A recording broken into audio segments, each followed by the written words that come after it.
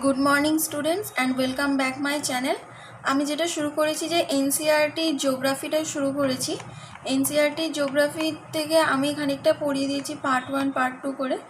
আগের প্লেলিস্টে সেটা আছে, প্লেলিস্ট থেকে তোমরা পড়ে নিও। আর যেটা আমরা পড়ছি যে মেজর ফিজিওগ্রাফিক ডিভিশন, তো ইন্ডিয়ার যদি ফিজিক্যাল নেচারের ওপর ভিত্তি করে আমরা ভাগ করতে যাই তো মূলত 6টা ভাগে আমরা ভাগ করব। Himalayan mountain, northern plain, peninsular plateau, Indian desert, coastal plain আর আইল্যান্ড। হিমালয়ান প্লেনটা পড়ে নিয়েছি, নর্দার্ন প্লেনটাও পড়ে নিয়েছি। আজকে আমরা পড়ব পেনিনসুলার প্ল্যাটিউ। তো পেনিনসুলার প্ল্যাটিউ যে অঞ্চলটা আছে, এই অঞ্চলটাকে যদি আমরা দেখতে পাই, এই খয়েরি খয়েরি যে অঞ্চলটা আছে এইখানে, তো এই অঞ্চলটাকে আমরা বলবো যে পেনিনসুলার প্ল্যাটিউ অঞ্চল। পেনিনসুলার প্ল্যাটিউকে আবার দুভাগে মূলত ভাগ করা যায়। একটা হচ্ছে সেন্ট্রাল ইন্ডিয়া হাইল্যান্ড, এই যে মাঝে যে নর্দার্ন প্লেনের নিচেই যেটুকু অঞ্চল আছে সেই অঞ্চলটাকে বলবো যে সেন্ট্রাল ইন্ডিয়া হাইল্যান্ড। আর এইখানে যে পেনিনসুলার অঞ্চলে যে প্ল্যাটিউটা আছে এইটাকে বলবো আমরা ডেক্কান প্ল্যাটিউ। এই যে ডেক্কান প্ল্যাটিউ লেখা আছে এইটা ডেক্কান প্ল্যাটিউ। আর ডেক্কান প্ল্যাটিউয়ের ওপরে ভারতের মাঝ বরাবর যে প্ল্যাটিউ অঞ্চলটা আছে সেটাকে বলবো সেন্ট্রাল ইন্ডিয়া হাইল্যান্ড। এই অঞ্চলটায় কিছু এই অঞ্চলটা হচ্ছে অনেকগুলো ছোট ছোট প্ল্যাটু নিয়ে তৈরি হয়। প্ল্যাটু আমরা কাকে বলতে পারি? প্ল্যাটু বলতে আমরা সেই রকম ভূমি বুঝবো যার হচ্ছে উচ্চতাটা 600 মিটার হবে এবং হচ্ছে তার যে ওপরটা হবে সেই ওপরটা সমতল হবে।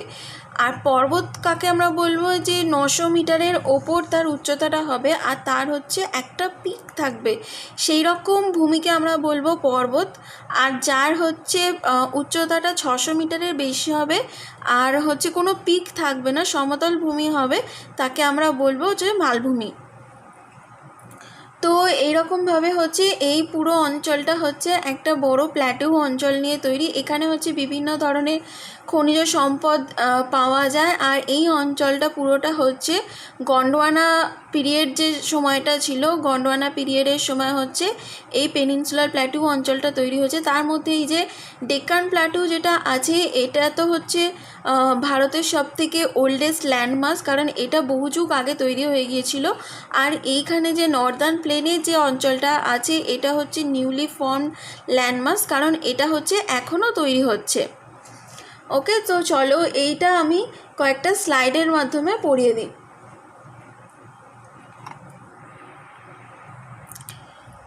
তো শুরু করছি হচ্ছে পেনিনসুলার প্ল্যাটিউ।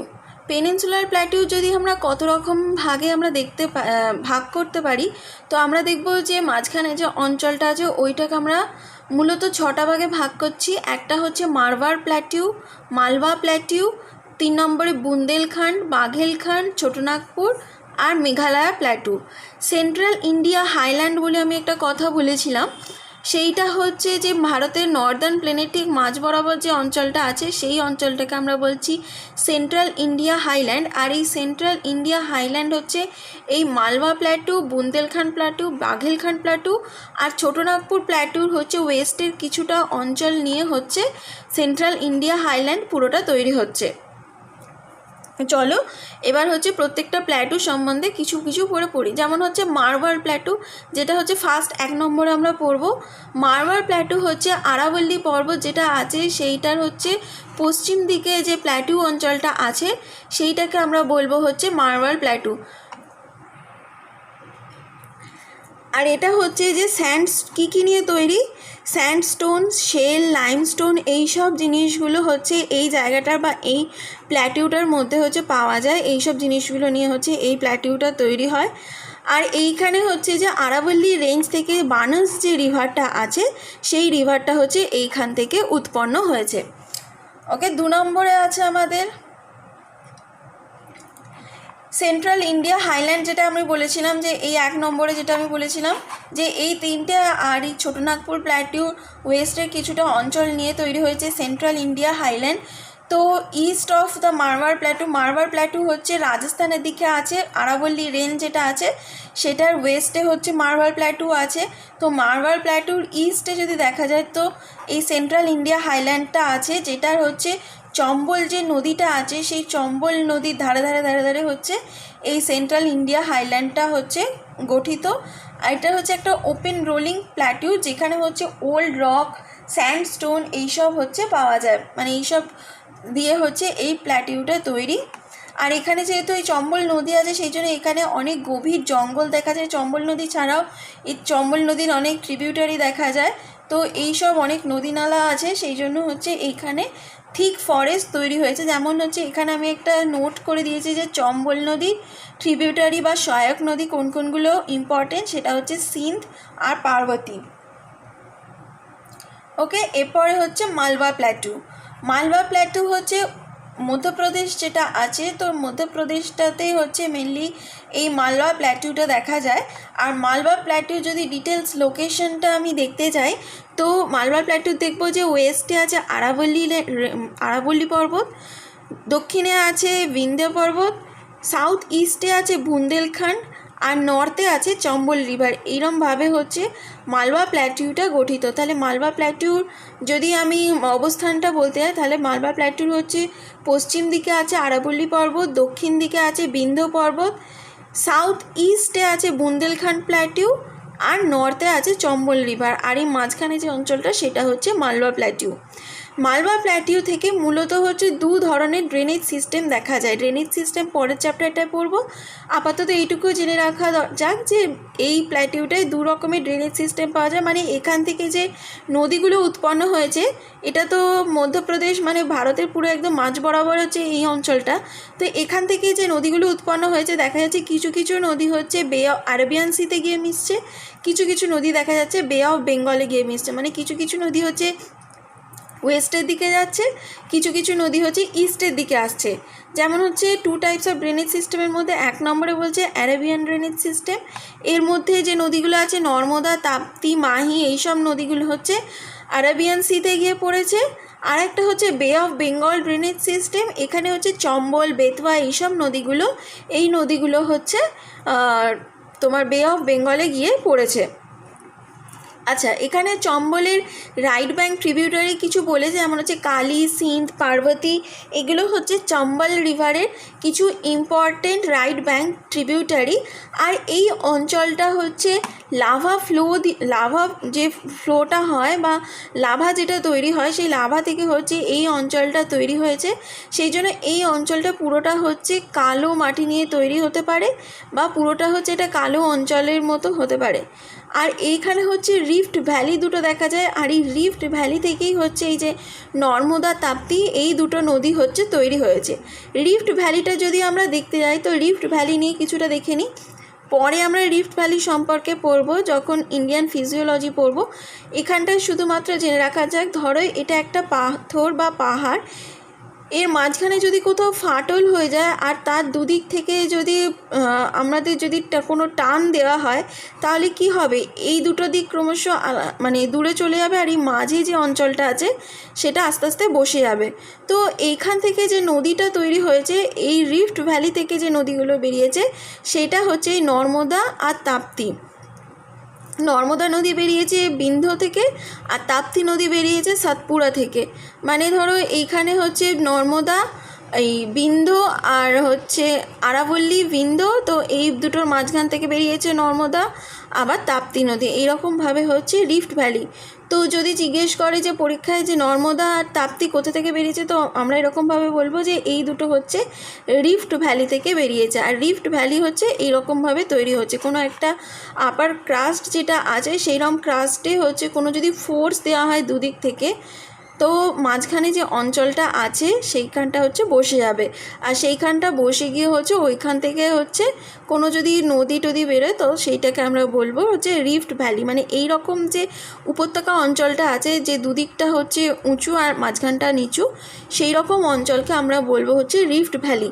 অবশ্যই এটা কখন হবে, যখন হচ্ছে এই পাথরটার মাঝখানে বা এই আপার ক্রাস্ট যেটা আছে সেখানে কোনো ক্র্যাক থাকবে বা ফাটল থাকবে, তখনই হচ্ছে এরকম দুদিক থেকে টান পড়ে। যদি ইনট্যাক্ট অবস্থায় থাকে তখন এরকম খুব কমই দেখা যায়, কিন্তু যখন ফাটল তৈরি হয় তখন হচ্ছে দুদিক থেকে টান পড়বে।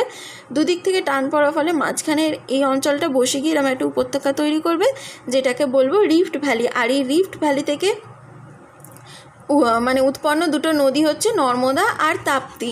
রিফট ভ্যালি হচ্ছে বিন্ধ্য আর সাতপুরা পর্বত যে রেঞ্জটা আছে সেইখানে হচ্ছে এরকম রিফট ভ্যালি দেখতে পাওয়া যায়। ওকে, হয়ে গেল।